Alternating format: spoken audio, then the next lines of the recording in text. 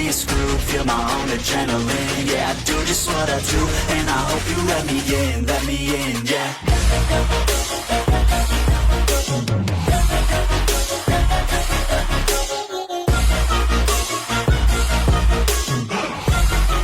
Hello and welcome back, fellow anime lovers, to Cypherfics.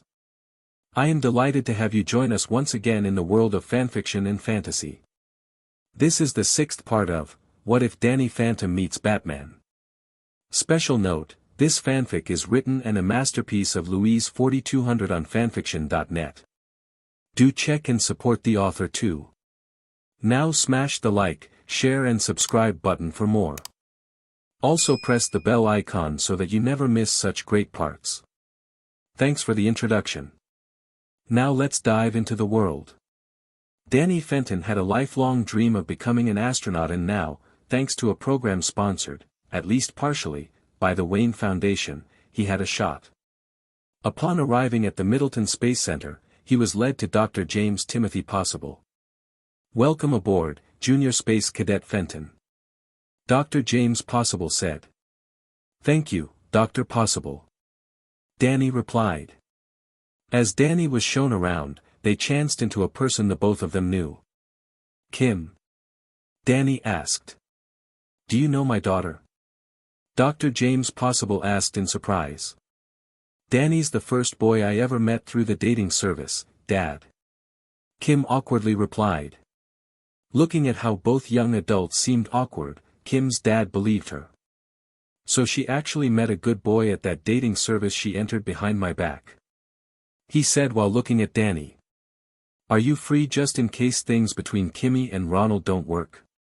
Kim lowered her head in shame.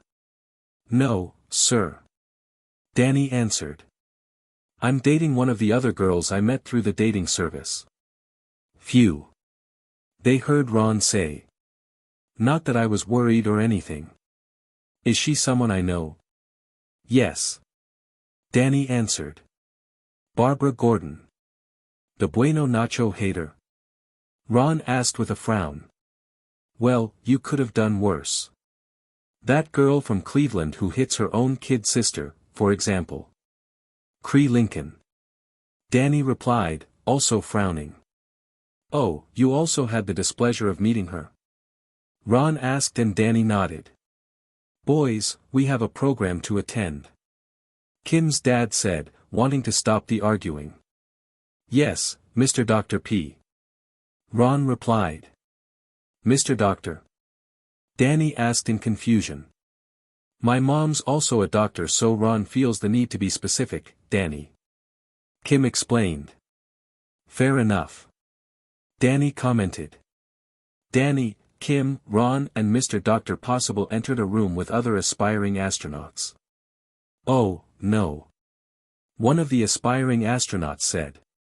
"It's already bad enough there's a superhero astronaut for a publicity stunt, but now we have to compete with Kim Possible." "Don't worry," Kim reassured them.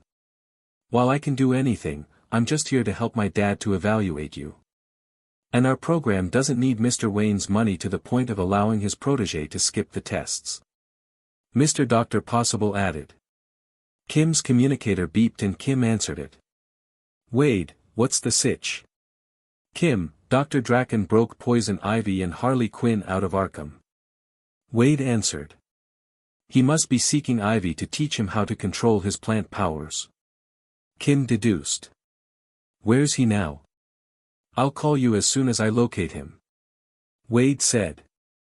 "Please and thank you," Kim replied, and they ended the call. "I don't recall Draken having powers or even being a fighter when he and his green-skinned henchwoman interrupted our date," Danny commented.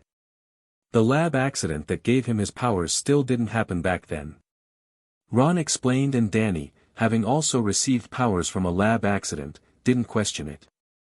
"What about his blue skin?" Danny asked. "Your guess is as good as mine, Danny," Kim answered. "He already had it when we first met. And still didn't have it when he dropped college as Drew Lipsky," Mr. Dr. Possible added. Danny didn't want to know how the Possibles knew that detail. The tests then begun. Danny went well enough to satisfy those who initially thought he was just there for a publicity stunt. As they informed the results to a press conference, Bruce Wayne joined them. "It's with great pleasure I'm here to announce the newest astronauts of Middleton Space Center," Bruce Wayne announced. "Did Danny Fenton pass?" a blonde girl asked. "Kara, I ask the questions, you take pictures," Clark Kent reminded his cousin. "Yes, young Mr. Fenton is one of the applicants who passed," Bruce answered. "Next question." A reporter from Beverly Hills, or at least someone Danny and Bruce assumed to be from Beverly Hills since they recognized the photographer next to him as WHP spy Samantha, asked if the program would go on with or without Danny, and James Possible was quick to respond. Yes, it would, even without Danny Fenton. Looking around, Danny saw two other familiar faces. Violet and Kitty. He thought. Kara, I can understand with her being a journalist's cousin, but two of the other girls I met through the dating service. The press conference was interrupted by plants suddenly growing from the floor. Soon Dr. Draken, Poison Ivy, and Shago revealed themselves. "What do you want, Draken?" Kim asked. "Kim Possible, Poison Ivy is teaching me how to control my plant-based powers, and I'm using them to destroy you so you'll no longer prevent me from taking over the world," Draken said. "Ha ha ha ha ha ha ha. Draken, I don't know if you'll ever stop her, but, either way, you'll have to deal with me," Danny declared and flew towards Draken, but Shago attacked the half-ghost, distracting him long enough for Draken to cover his body with green spores that electrocuted him. "These spores are laced with ectoranium, Ghost Man," Draken bragged. "Shago, finish him." "With pleasure, Dr. Draken." Shago readied herself for the finishing blow but was quickly stopped by Kim Possible. "As soon as I finish a more annoying foe." "Aren't you glad you're not there, Princess?" Commissioner Gordon was asking his daughter as they were watching the news on TV. Back in Middleton, Draken and Poison Ivy were soon approached by Superman and Supergirl. "Surrender," Superman demanded. "No," Draken replied as the heroes of Steel were given another kind of green dust. "I knew Danny Phantom became pals with Supergirl, so I've brought some kryptonite just in case." "Very clever, but you don't know anything you can use against me," a new voice said, and everyone saw a girl with a black domino mask and a mostly red uniform with the letter I on its chest. "Mr. Incredible's daughter?" Draken asked in shock. "I have my own superhero name," the girl protested. "Whatever, Incredigirl," Poison Ivy replied. "Invisigirl." Invisigirl protested and raised her barrier to protect herself. "I wish I had thought about that," Danny thought in the middle of his pain. Draken and Ivy tried to launch vines at Invisigirl, who moved towards the two plant-powered villains. "Why didn't I let Dash come with me?" Invisigirl asked. "Other than the fact he'd probably jump in front of the camera, of course." Meanwhile, a mutant superheroine approached Danny and made him intangible so the ectoranium would phase out of him. "Kitty. Call me Shadowcat while I'm dressed like that, Danny," Shadowcat replied. "Now let's phase kryptonite out of Superman and Supergirl." While Danny approached Superman, Shadowcat approached Supergirl, and the both of them phased the kryptonite out of the heroes of Steel. Danny then flew the two of them away from the radiation area. Afterwards, Danny shot light beams at Draken's and Ivy's backs, allowing Invisigirl to knock them down. Danny then directed his attention to Kim Possible, who managed to hold her own against Shago. "I knew it was too crazy to work," Shago commented, not wanting to face so many superheroes together. "I'll just leave." "No, you won't." Before Shago could figure out who said that, Batman knocked her down. Draken's henchmen are all tied up outside alongside the formula Poison Ivy planned to spread through the world with a rocket from this place. The Dark Knight said and left. "Thank you all for protecting the Middleton Space Center," Dr. James Possible said. "No big," Kim replied, as she usually did whenever someone showed appreciation for her heroics. Unfortunately, the program is indefinitely postponed due to damages to this facility and potential contamination. Dr. James Possible somberly commented and then received a call. Good news. The decontamination center remained intact. Everyone please go there just in case there's some kryptonite, ectoranium and/or any spores left. Isn't kryptonite only harmful to Kryptonians, Mr. Dr. P? Ron asked Kim's dad. You're thinking of immediate effects, Ronald. Kim's dad answered. After the decontamination, some of the girls sat together. Are you all okay? Kim Possible asked the others. Since she was wearing the Middleton Space Center's symbol and her father was a scientist there, they didn't find it odd that she asked. We're fine. They answered. Seeing Danny again made it worth it. Violet commented, surprising the other girls. What? Did you also meet him through you plus me equals love? She asked, surprised that she wasn't the only one there. Yes. All but one girl said. I didn't but a friend of mine did. So which one of you did he choose over her? None of us. Kara answered, shocking the others. How would you know? Kitty asked. We never met before. He chose a friend of mine from Gotham City. Kara explained. Barbara Gordon. My name is Kara Kent, by the way. The other girls then decided to introduce themselves. Kim Possible. Samantha Simpson. The girl who wasn't one of Danny's past dates said. Kitty Pride. Violet Parr. Having witnessed that meeting, Danny wisely phased himself away. That night, at Fenton Works, Danny told his family about the awkwardness. Chancing upon 3 of your past dates in the same day? Jack asked with pride. I knew no girl can resist the Fenton charm, but you took it to a new level. You'll not tell Barbara about that? Maddie said in worry. Will you? Well, I might have no choice since one of those girls is her friend. Danny argued. And besides, I also met one of her past dates. Fair enough. Maddie commented. Danny and some other astronauts were in outer space when they saw Lordians approaching Earth. I haven't heard news from them ever since I was graduating high school. Danny commented. I'm going ghost. Danny phased himself outside the space bus and took a closer look. Supergirl was trying to stop them, but they hit her with a green beam and it weakened her. It must be kryptonite. Danny thought. He turned himself invisible and approached the spaceship holding Supergirl captive. He damaged the controls and Supergirl escaped.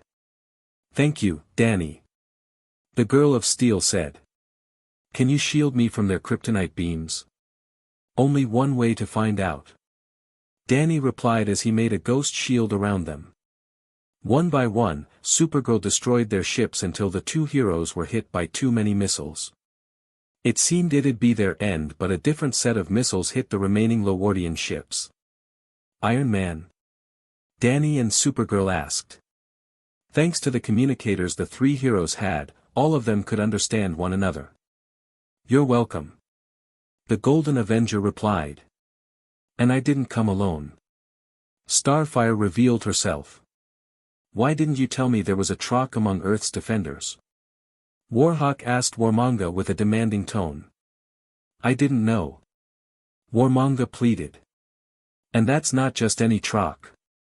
Warhawk said. That's their Princess Coriandar. We can't afford to make enemies of all of them. Retreat. Except for Danny, all the heroes returned to Earth to inform the people. Why didn't Danny Phantom return to Earth with you? Lois Lane asked Supergirl. He still has a space program to finish, Ms. Lane. Supergirl answered. Meanwhile, in Gotham, Barbara was worried. Kara I can trust because she's my friend, but Starfire and I barely interacted. She thought. Weeks later, the astronauts returned and, since Danny was still remembered for helping Supergirl, Starfire, and Iron Man with the Lordian invasion, received the biggest welcome, but the others didn't mind.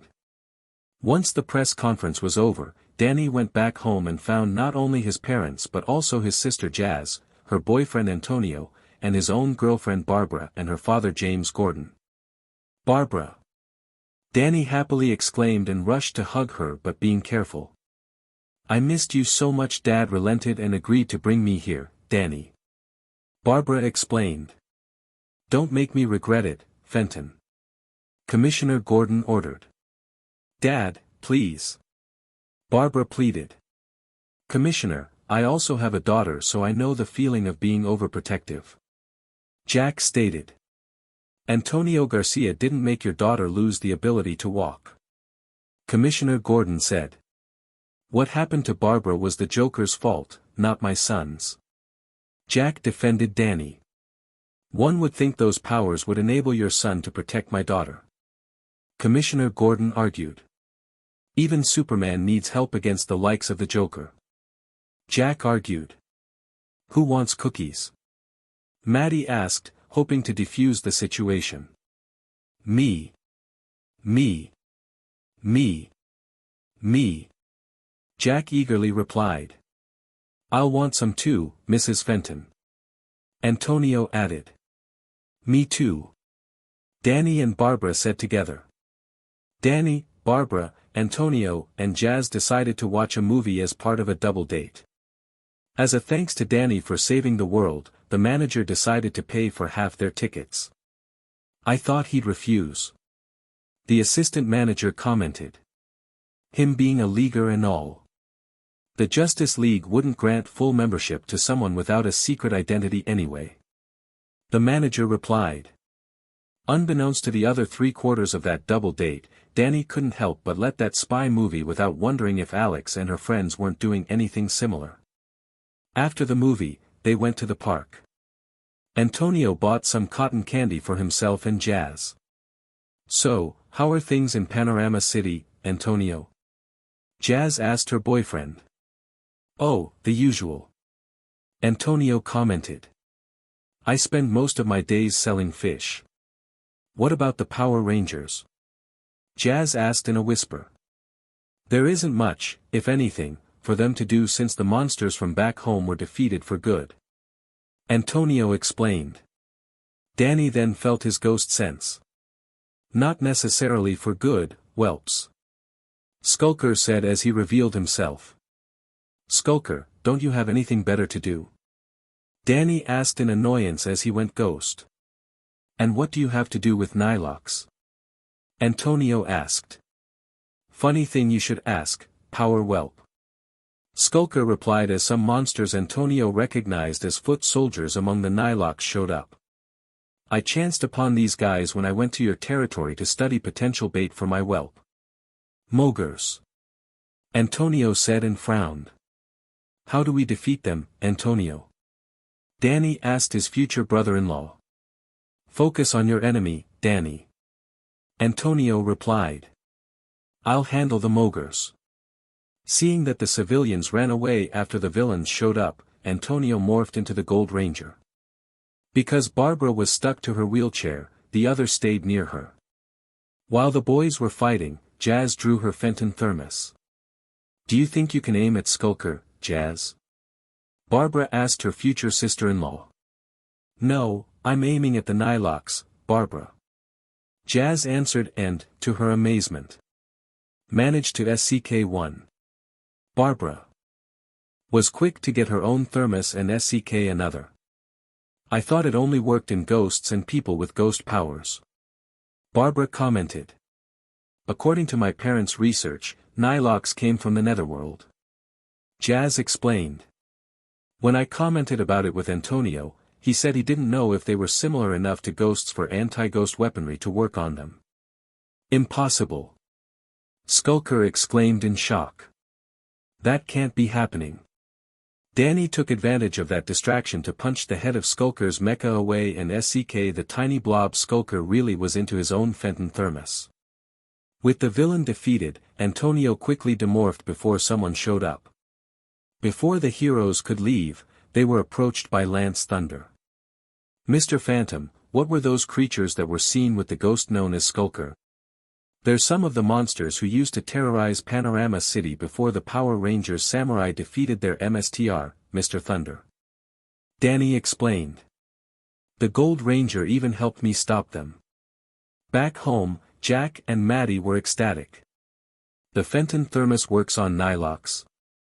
Jack asked. Awesome. Danny, if you see the Gold Ranger again, please tell him to come here and discuss the idea of selling anti-ghost weapons to the Rangers. Maddie asked. Barb, do you really still want to go on a dinner date in this town? Commissioner Gordon asked out of concern. I feel no less safe here than I feel back home, Dad. Barbara argued. Point taken. Commissioner Gordon begrudgingly said. The two couples then went to a restaurant. I hope the people who buy my fish back home can cook as well as the people who prepared this one. Antonio commented. Danny, what's it like fighting alongside a Power Ranger? Jazz teasingly asked her brother. It makes me feel like having to fight alongside one of the Fantastic Four to say I fought alongside all kinds of big-time superhero teams, Jazz. Danny replied, shocking everyone. What about those mutant turtles from New York? Jazz asked, not believing Danny. Already did. Danny answered while remembering April. The X-Men? Antonio asked, hoping to get back at Danny for making light of their team-up. Already did. Danny answered while remembering the mutant girl with the same name as Johnny 13's girlfriend. The Incredibles? Barbara asked. Already did. He answered.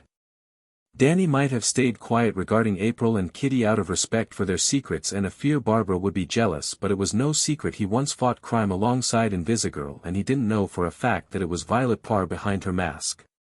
Yeah. Jazz added. Invisigirl came to Amity Park one time. It reminded Barbara that Batman investigated Danny and found out that incident took place the same day a girl from Metroville dated him. What about the Winx fairies? She asked while afraid of the answer. Yes, I met one of those fairies and helped her against a trio of evil witches. Danny answered. No wonder I couldn't make him feel intimidated. Barbara thought. What about the Sailor Senshi? Antonio asked. I met Sailor Jupiter once. Danny answered. I give up. Antonio said. Barbara and Jazz felt the same. During dessert, Danny told a joke. Do you know why my nose isn't 12 inches long? I don't know, Danny. Barbara answered and Jazz and Antonio signaled that they didn't know either. Because then it'd be a foot. Danny said and the others laughed. After they paid the bill, they returned to Fenton Works. Barbara and I are going home. Commissioner Gordon said. May I offer you a ride to the bus station, Garcia? Yes, sir. Thank you. Antonio replied. An armored criminal broke into a Wayne Enterprises R&D building. To be more exact, the criminal phased himself inside the building. Unbeknownst to the intruder, that action triggered a silent alarm. The security guards quickly reacted by donning their special goggles. They already had their wrist raised. Upon hearing the guards approaching, the intruder turned himself invisible but it didn't help. Freeze, Ghost. The guard's leader demanded. Realizing that invisibility was useless in that case, the intruder quickly phased himself through the floor before the guards had a chance to shoot him. Wayne, your guards might have stopped me but I'll be back. The intruder said to the building after leaving it. The next day, in Amity Park, Danny was returning from a quick patrol. Upon entering home, he found his parents talking to Iron Man. At which point of life did I stop being surprised at superheroes visiting me?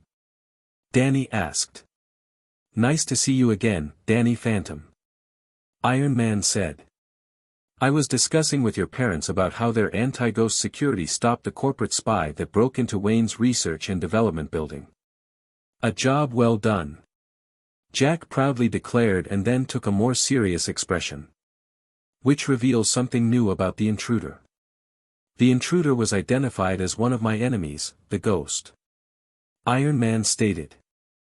Actually, a human villain using a technological armor to emulate ghost powers. Until this incident, I didn't even suspect there was something really ghostly about him. After all, Invisigirl can turn herself invisible and Shadowcat can phase through solids and neither of them is called a ghost. However, your parents have just assured me that the ghost does have some real ghostly power, otherwise the defenses they installed for Wayne would have ignored him. The guys in white. Danny exclaimed. Do you mean those government agents sent to Amity Park to catch ghosts? Iron Man asked. What do they have to do with it? At some point in the past, they captured a ghost named Skulker and studied his armor to copy ghost powers. Danny explained. I've already seen them phasing through solids. I guess we should ask them some questions. Iron Man commented. Meanwhile, at the guys in white's headquarters, someone else was interrogating them. Batman, I don't know how you broke into our headquarters, but we don't have to answer your questions. Operative O said. Leave before we arrest you. No. Batman simply responded. Look, we respect the Justice League, but your organization has no authority over us. Operative K stated. Another operative showed up. Sirs, Tony Stark and Danny Phantom want to see you. No. Operatives O and K exclaimed. While the Justice League didn't have the required government support, the Avengers, especially Tony Stark, had it. As Danny and Tony entered the building, Tony was wearing his Iron Man armor minus his mask so people would be sure it was him. Does anyone care to explain how one of my enemies has your ghostly technology? Sir, do we have to say it in front of them? Operative O asked while pointing at Danny and Batman. Yes. Tony Stark bluntly answered. Now answer before I call Agent Alpha. Meanwhile, inside Commissioner Gordon's office, he was discussing the purchase of anti-ghost weaponry. Dad, you're not doing it just to spite Danny, are you? Barbara accusingly asked her father. Princess, no matter how much I think you're better off without Danny Fenton in your life, the town's been considering it ever since the Gentleman Ghost and other villains abducted students who were visiting Gotham. Commissioner Gordon explained. Some town council persons remained reluctant until Wayne became a ghost's victim. They've only authorized the purchase of one Fenton wrist ray and one Fenton thermos, but it's better than nothing. Wait a minute. Barbara asked. Would the Fenton thermos work on a person whose ghost powers come from an armor instead of them being half ghosts like Danny? No, but it pleases me to be ready when an actual ghost causes trouble. Commissioner Gordon explained. That night, when the ghost returned, he found a certain dark night waiting for him. You're too far away from New York or Amity Park, Zed. Batman said. Zed? The ghost asked in fake confusion. You know, the rogue guy in white. Danny explained as he phased himself in. They told you about me? The ghost was genuinely shocked this time. Iron Man demanded them to tell. Batman said. Tell him I said hi. Zed, the ghost said as he phased himself away, but Danny flew after him. You won't escape, Zed. Zed stopped in midair. Well, it seems I'm about to do what my former partners were too incompetent to. He said and tried to shoot Danny, but the ghost hero blocked it with a shield. Nice try, but you're not faring any better than they ever did. Danny taunted the villain. You don't even sound like the villain who created monsters to fight the Power Rangers. I'm not that Zed. Zed shouted. So, are you that former gang leader turned cop from the Police Academy movies? Danny asked. Okay, that's it. Enraged, Zed tried to punch Danny, which was exactly what the ghostly hero wanted. Since Zed had to stay solid for the attempt, Danny took the opportunity to kick his gut. While the villain recovered from the shock, Danny phased him out of his ghost suit. Since the battle attracted the cops' attention, Danny decided to hand Zed over to them. Is that the ghost, Danny Phantom? Detective Montoya asked. He's a rogue guy in white and his name is Zed, but yes, he is the ghost but not without this armor, Detective Montoya. Danny explained. We'll need your official statement to confirm it, Phantom. Detective Montoya said. Yes, ma'am. Danny replied. After Danny gave official statements, he decided to visit Barbara since he was in her hometown. And Batman let you handle the ghost on your own? Barbara was surprised. It was your area of expertise. Batman replied as he revealed his presence to the two college students. How long were you in there? Danny asked Batman, who refused to answer. You'll get used to it. Barbara commented, freaking Danny out even more. Iron Man has been fighting the ghost before either of us bothered with him and you didn't let him join us. Danny commented. Tony Stark is one of my competitors. Batman said. I cannot trust him not to be the one who hired Zed. You probably still suspect Tony Stark wants to clone Thor. Barbara accused the Dark Knight. He works with S.H.I.E.L.D., Barbara. Batman argued. We never know what to expect from them. Honestly, I'd understand if he suspected Luthor. Barbara whispered to Batman. The next day, Danny told his parents about it. Anti-ghost technology being used for evil? Jack asked with a frown. The nerve of him. I hope the cops lock him away and throw away the key. Maddie added. Me too. Danny replied. Congratulations. Barbara Gordon and her classmates heard their professor say. All of you passed the final exam. You're now graduates at Gotham University's law school. Yeah. All of them cheered. Good luck at the bar exam. The professor said. The next day, Danny was telling his parents the good news. I don't get why a lawyer needs to pass a bar exam. Jack commented. Lawyers don't have to work as bartenders. Danny didn't feel like explaining it to somebody who still thought the CAT exams were for people to avoid being turned into cats. Anyway, I'm going to her graduation party. Have fun, my astronaut. Maddie told her son. I will, Mom. Danny replied and flew away. During the flight, Danny was interrupted by Skulker. I'll have your pelt. Whatever. Danny replied. I have something to do out of town, so, what about making things easier for the both of us? No deal, whelp. Skulker replied. In that case, you asked for it. Danny replied as he aimed a blast at the head of Skulker's armor, separating it from the rest of his body. Danny quickly sucked the real Skulker, the tiny blob, and his armor into a Fenton thermos. Now, let's hope I'm not late. In Gotham, Danny noticed several police cars surrounding a bank. He also noticed a car with Mr. Incredible symbol. Danny decided to land and ask one of the cops for information. Bomb Voyage is robbing the bank and he has hostages. A cop said. Batman is inside and, because Bomb Voyage is already wanted by the National Super Agency, Mr. Incredible is also here. He's trying to find a way in. I'll talk to him. Danny said and flew towards Mr. Incredible. Danny Phantom? Mr. Incredible asked in surprise.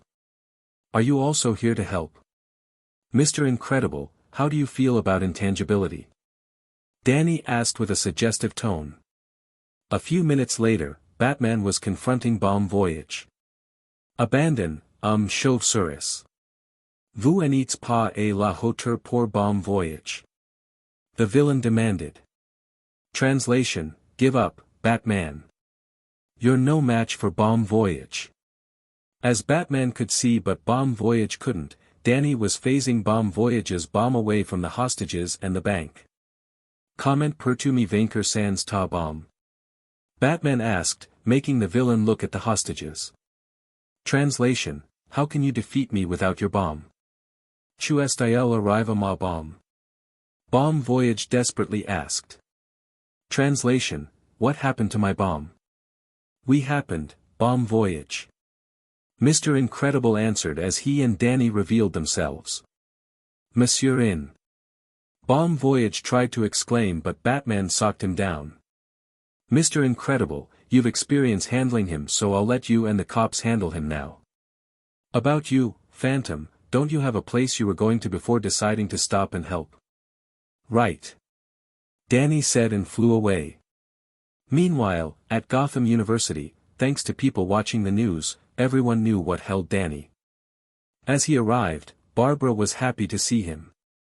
News came here, hero. She said with a smile. How was it? Working with Mr. Incredible, I mean. I felt honored working with him, Barbara.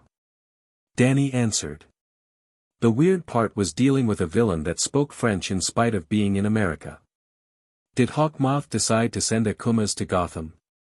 Without knowing what he wants Ladybugs and Cat Noir's miraculous for, we can't rule out the possibility of him discovering another way to reach his goal, Danny.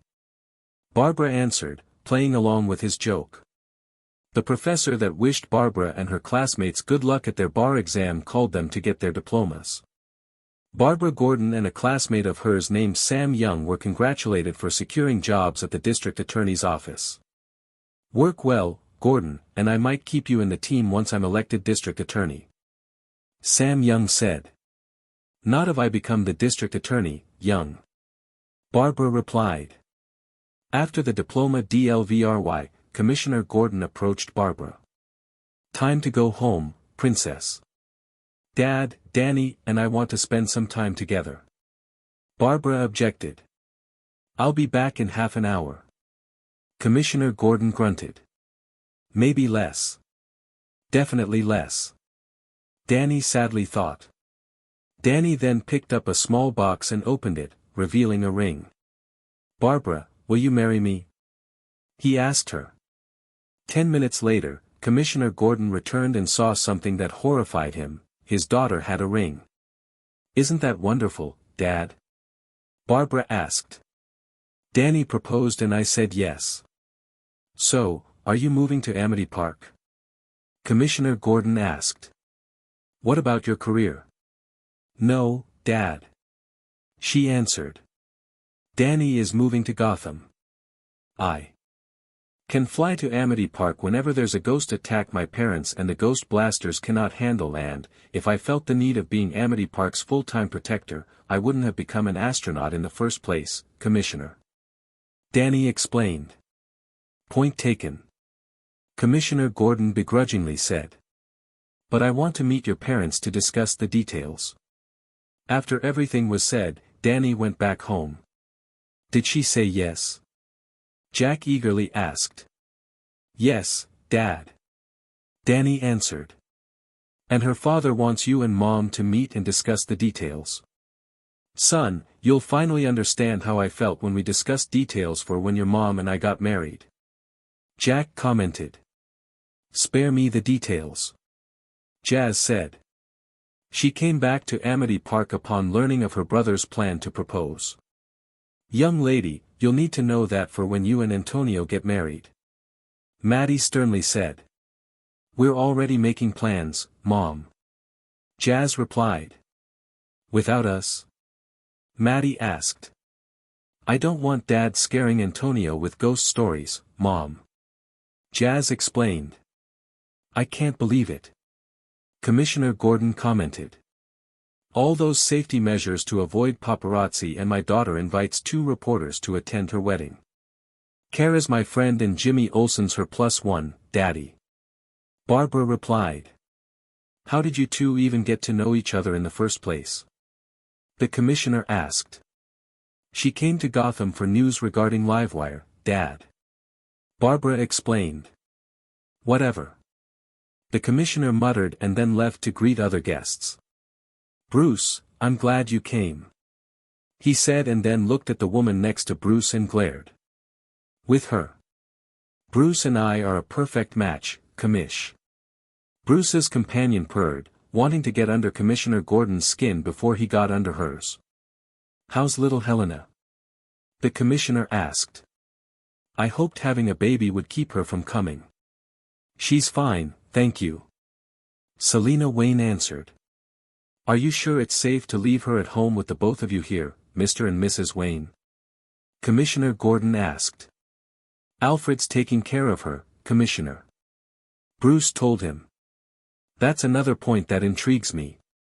The commissioner replied. Only one servant for such a huge place. It seems like you're hiding something. Dad, don't bother our guests like that. Barbara asked the commissioner. Am I late? Danny asked as he phased himself into the church and changed into Danny Fenton. Only half late. The commissioner stated. Haha. Danny laughed at the joke. Good one, sir. Congratulations, Danny. Bruce said, and then Danny noticed the Waynes. Thank you and good to see you again, Mr. Wayne. Danny replied and then looked at Selina. And nice to meet you, Mrs. Wayne. The pleasure is mine. Selina replied. Even if I'm not the first cat-themed burglar you ever met. Not wanting to discuss Felicia Hardy, yes, he knows, he excused himself to get ready for the marriage. Do you, Daniel James Fenton, take Barbara Gordon as your lawfully wedded wife, in health and sickness, for richer or poorer, for better or worse, from now on until death does you part? I do. Danny answered. And do you, Barbara Gordon, take Daniel James Fenton as your lawfully wedded husband, in health and sickness, for richer or poorer, for better or worse, from now on until death does you part? I do. Barbara answered. If anybody here objects to this union, say it now or forever hold your peace. Danny and Barbara were about to look at the latter's father out of worry, but something else distracted them, an explosion. A guy that Bruce Wayne identified as Crank came in on some sort of floating disc. I object to Bruce Wayne being alive to watch this ceremony after how he ruined my life. You've brought it upon yourself by selling all those dangerous stuff to kids, Crank. Bruce replied, reminding Danny that he's the one underneath Batman's cowl. Speaking of toys, I hope you remember them. Crank said as life-sized versions of some toys entered the church. Great. Kara sarcastically commented. Gotham's Toyman is as crazy as Metropolis. The Girl of Steel was trying to figure a way to leave without being noticed when she saw Danny going ghost. Dude, why don't you just make safer toys? Danny asked. Phantom, why don't you mind your own? Crank was interrupted by Jack Fenton tackling him. No ghost attacks the son or a guest of Jack Fenton during said son's wedding. Jack Fenton declared. Jack? His wife called him. He's not a ghost. Alright, but, ghost or not, he shouldn't attack our son. Jack replied. Now I'm glad I didn't leave. Kara thought. With Crank arrested, the wedding continued. Does anyone else here object to this union? Nobody said anything. In that case, by the power vested on me, I hereby pronounce you man and wife. You may kiss the bride. Danny bent down so his lips could reach Barbara's. Meanwhile, Bruce Wayne approached the priest and wrote him a check. Consider it a donation. Bruce said. I hope it pays for the damages. It sure does, brother. The priest happily replied upon reading the check. Afterwards, they went to a ballroom for a party to celebrate. Are you sure there's enough fudge for the night, Danny? Barbara asked upon seeing her father-in-law eating. I'm not even sure there's enough for the next 10 minutes. Danny answered. Make it 5. Commissioner Gordon said as he pointed to Detective Bullock. Let's agree to no longer order fudge-filled donuts for events where both Jack Fenton and Harvey Bullock are invited to. Yes, sir. Danny replied. Yes, Dad. Barbara said. Danny, Barbara. Kara said as she and Jimmy approached them. Congratulations. Thank you. Danny and Barbara replied. Danny, Barbara, I'd like to introduce you to my future husband Jimmy Olsen. Kara said. Jimmy, these are my best friend Barbara and her husband Danny Fenton. Nice to meet you. Danny said and Barbara nodded. Nice to meet you both. Jimmy replied. Where's your sister? Kara asked Danny. She's right over there dancing with her husband Antonio. Danny answered. I'm happy for them. Kara commented. She and her husband then joined the other dancing couples. Sorry, Danny. Barbara said. About what? Danny asked in confusion. About being unable to dance. Barbara answered. It's the Joker's fault, not yours, Barbara. Danny replied and tried to ease the tension. Would you like some refreshments? And a donut, please. Barbara said. I see there's something left of your longing to become a cop. Danny said and Barbara giggled. Don't hope there's any left by the time I reach the table. With Bullock there, that's wishful thinking. Barbara replied. Danny didn't see it as a joke. Years have passed since Danny and Barbara got married. They now had a daughter named Jamie who, like her father, had ghost powers and wanted to be an astronaut. Breakfast is ready. A maid announced. Thank you, Ella. Danny replied as he, Barbara and Jamie approached the table. He then addressed his daughter. Jamie Fenton, you're not planning to have breakfast with your helmet on, are you? Oops. Jamie said. I was playing astronaut. Jamie, I'm an astronaut and I don't keep wearing my helmet during all my time on Earth. Danny argued. Aunt Jazz says you did back when you were my age, Dad. Jamie pointed out. Stupid nosy sister. Danny muttered. Wanting a change of subject, Danny addressed his wife. Barbara, are you the lawyer who'll prosecute the people who abducted Bunny Vreeland? Yes, Danny. Barbara answered. Did Batman really need to draw a gun on them? Jamie asked. Yes. Barbara quickly answered, confusing Jamie. Mom, how come it's you who know the answer? Jamie asked. Dad is the one connected to Batman and the Justice League. What do you say, Barbara? Danny asked Barbara. Do you think she's ready to know the truth? Jamie, can you keep a family secret? Barbara asked her daughter. Mrs. Fenton, are you sure it's wise? Ella asked. Yes, Ella. Barbara answered. What's the secret? Jamie asked. I won't tell before you answer my question, Jamie. Barbara replied. I can keep the secret, Mom. Jamie answered. I was Batgirl. Barbara told Jamie. Ha ha ha ha ha ha ha ha ha ha. Jamie laughed. That's harder to believe than the rumors about Batman being Bruce Wayne. See that target on the wall, Ms. Skeptic? Barbara asked Jamie with a malicious smile while pointing at a wall across the house. After Jamie nodded, Barbara drew a batarang and hit the target. I still haven't missed it. Ooh Kuka. Jamie said. You were Batgirl. So, when the Joker crippled you, you were Batgirl or Barbara Gordon?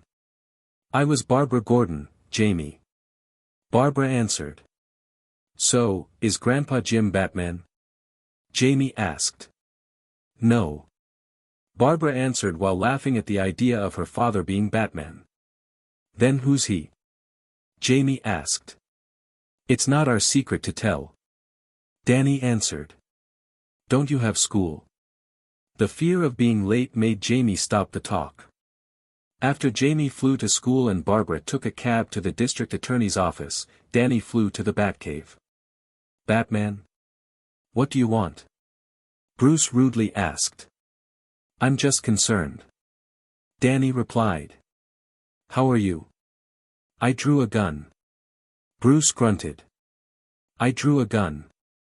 Do you know how hard it is for someone who, as a kid, was forced to watch his parents being gunned down? And I drew a gun on people I could have easily defeated without any weapons had I still been in my prime. I'm retiring. Looking in retrospect, I'm surprised I'm still alive. So, I guess I'll become Gotham's protector. Danny suggested. Suit yourself. Bruce grunted. Danny Phantom? Helena Wayne asked as she and her mother entered the Batcave. Are you here to give me hints? Hints? Danny asked in confusion. My daughter wants to become a crime fighter, Danny. Selina Wayne explained. And Bruce won't help other than teaching her how to fight. If she wants to risk her life like that upon entering adulthood, it's her choice, but I won't let another kid into this life after what the Joker did to Tim. Bruce sternly stated. After that, there wasn't anything Danny would say on the matter. Speaking of kids, how's Jamie? Selina asked. She's fine, Mrs. Wayne. Danny answered. She's at school. Speaking of that, shouldn't Helena be at school as well? The school Helena attends is closed for bug spraying, Danny. Bruce explained. The best part is not having to endure Paxton Powers telling me how he's a better match for me than Harry Sims since he's rich and, according to him, our family's companies will merge together under his father's command. Helena snorted. Over my dead body. Bruce replied. Derek Powers says it's not over. Selina teased her husband.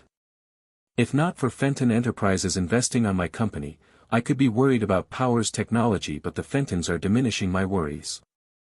Bruce stated. Speaking of worries, has Ella given any reason to believe she'll betray our secrets?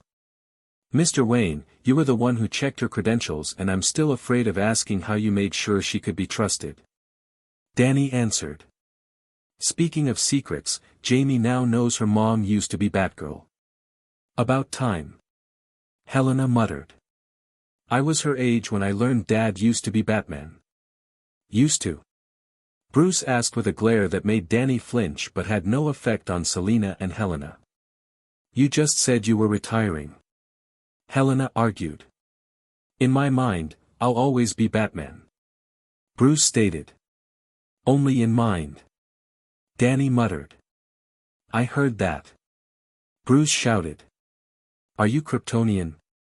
Danny asked the retired Dark Knight. Later on, school was over for Jamie. She was about to fly home when she was approached by a newcomer.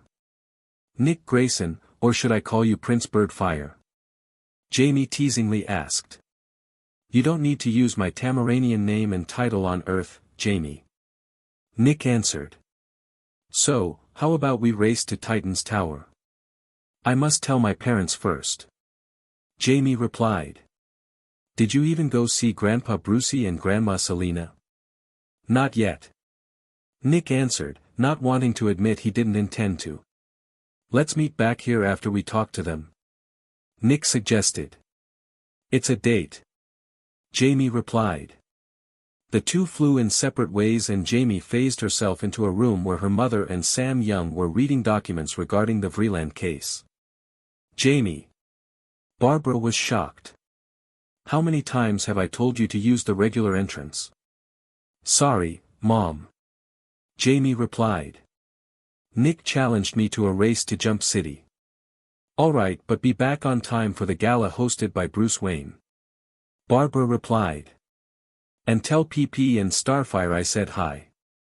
As far as the general public knew, Starfire married PP Grayson instead of Robin. Some web rumors even said that, as alien royalty, she chose PP over Robin because PP's a billionaire's former ward. 20 years later, a brown-haired boy was arguing with his equally brown-haired father. I didn't start the fight. The boy said. I'll know the truth when I talk to the school counselor, Terry. The boy's father replied. No, you won't, because, like you, the school staff refused to listen, Warren McGinnis. A redhead woman said as she entered the room with a little boy whose hair was red like hers. I have more important things to worry about, Mary. Warren replied. Like what? Mary McGinnis asked. Helping Derek Powers to finally take over Wayne Enterprises. Like preventing him from making chemical weapons. Warren answered, shocking everyone. Awesome. The red-headed boy exclaimed. Not awesome, Matt. Mary replied with a frown. Warren, I know Derek Powers is bad news, but what makes you so sure he's crossing that line? Harry gave me this pen drive. Warren explained. From what I saw in here, he's developing a chemical gas. What does it do, Dad? Matt excitedly asked. You don't want to know, son. Warren told his youngest. In that case, you should call the cops. Mary told her husband. Mom, they're in Derek Powers' pockets. Terry said. Not all of them, Terry. Mary said back. If the commissioner is in anyone's pockets, they're Bruce Wayne's, and he wouldn't oppose to having the biggest threat to his control over Wayne Enterprises being sent to prison. I still have to figure out how not to be intercepted. Warren pointed out. In that case, Terry, go have fun with your friends. Mary said. Matt and I will hide at a friend's house. That night, Terry's fun was interrupted by a gang of delinquents who dressed like clowns in honor to the clown prince of crime. They chased him to Wayne Manor, where an elderly Bruce Wayne beat them up and dissed their leader's claim of being the Joker Z. After the delinquents left, Age caught up with Bruce and Terry took him back inside the mansion, where he stumbled into Bruce Wayne's secret. Bruce and his hound Ace tried to run him out until Terry shouted, Powers is making chemical gas. What? Bruce asked and Terry explained about what his father told him. Take me to this pen drive. Bruce ordered and, after Terry gave him directions, Bruce drove them to the McGinnis household, only to see some cops surrounding the place. Terry got off the car. What happened? He asked. I'm afraid I arrived too late to save your father, kid. A masked woman said and Terry quickly recognized her. Huntress? Terry asked. I was informed your father had evidence that Derek Powers is making chemical gas. Huntress said and produced a pen drive. Is that the pen drive? Yes. Terry answered. Let's deliver it to the commissioner so Powers will pay for it. Huntress said. The next day, Derek Powers being arrested was the talk of practically everyone in Gotham City. With all the chemical canisters found at Powers Technology, it seems Derek Powers will stay behind bars for a long time. A reporter announced. Powers' son Paxton Powers gave the following statement to our international correspondent in Verdeza. Powers Technology is my grandfather's legacy. Paxton said. I'll do my best to keep it alive and I'm certain the board will support me. But it's a vain hope. The reporter said. During his time heading the Verdeza division of Powers Technology, Paxton Powers earned himself a reputation as a polluter and that's being held against him. Bruce and Helena were watching it at the former's office. Dad, will we buy them out? Helena asked her father. No, let's make an offer that cuts off all ties between Paxton and his family's company. Bruce answered. I'll type a contract right now, Dad. Helena said and Bruce's intercom beeped. Wayne. He said. Sir, a Mr. Terry McGinnis is here to see you. A secretary said. I don't recall that appointment. Bruce commented. I set it up. Helena said. Let him in, please. Yes, Mrs. Sims. The secretary replied. Why did you invite him? Bruce asked and grunted. Because, with your age, you need a personal assistant and, while Jamie, her dad and I are away in league business, Gotham will need a Batman, Dad. Helena answered. What do you say, McGinnis? Ready to be the Batman of the future? Kid, you were in the cave and saw the old suits. Bruce said. Do you think those bullet holes were mere decorations? I might hire you as a personal assistant but you won't touch that suit before becoming an adult. So alright folks, that's all for today. Stay tuned for more crossovers. Do subscribe, like and share for more such videos. Also check out the story and author Louise 4200 on fanfiction.net. Press the bell icon to be notified first on release. See you in the next video, till then goodbye.